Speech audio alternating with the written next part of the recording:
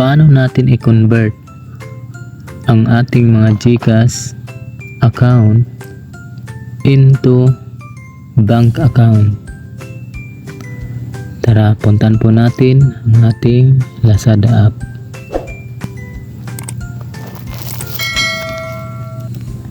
Back natin.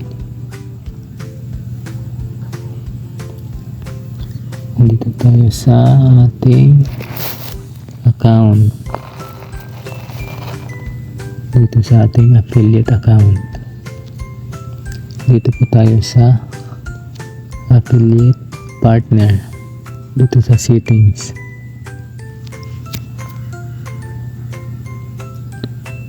Ayan. Makikita na po natin na approve na po ako sa ating information about payouts.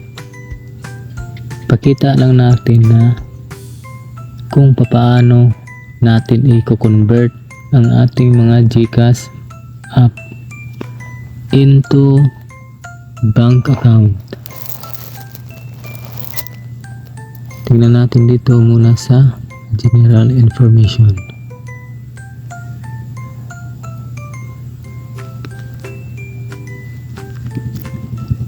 Kung nakikita nyo, dito po ay naka fill out na po ako. Kompleto na po ang aking general information. Ayan. Back lang natin. Dito na po tayo sa bank information. Ayan, dito. Ito ang ipakikita ko sa inyo kung paano ko sinit up yung bank account ko. Ngayon po ang GCash natin.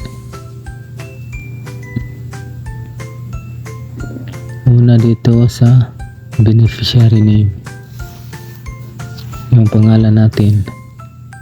Pangalawa, dito sa beneficiary country, Philippines. At dito mayroon po akong beneficiary address. Ilagay nyo po yung mga address nyo. Dapat kompleto po. At sa sunod ay yung postal code. Ilagay nyo po yung mga postal code ng address nyo as a beneficiary. Sunod dito bank account number. Ilagay nyo po yung bank account number na yun po ang ating mga number sa GCash. Ilagay nyo po. At dito ang tinatawag na bank code. Ito po yung bank code yung gagamitin natin upang ma-access natin ang yung bank dito sa code na to. Kopyahin nyo lang ito guys. Itong number na to. Itong 018 04 0010. Ito po ang ating mga bank code. Pamalit sa code ng ating mga GCash. Sunod dito po sa bank name. Ito po yung ilalagay natin. Itong Globe Exchange Incorporated. Then lagyan natin ng GCash. Sunod ay ang SWIFT number. Alam mo na po ito ng karamihan. Ang SWIFT number po natin ay GXCHPHM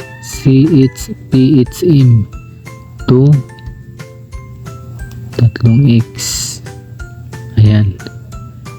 Dito guys sa bank branch code Huwag nyo na lang pong lagyan. Hindi na po yan kailangan. Sunod, dito po tayo sa bank account verification documents. Dito guys, dapat fully verified na po ang GCash nyo. At screenshot nyo lang. Pagkatapos, upload nyo dito sa My Plus. Yun lang po siya guys. Pagkatapos nun,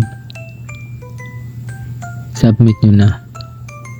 Siguraduhin lang na kumpleto ang pinifill out nyo. Gaya nito. Isa lang ang walang laman. Itong bank branch code. Huwag nyo lang pong lagyan ito. Okay guys, thank you for watching.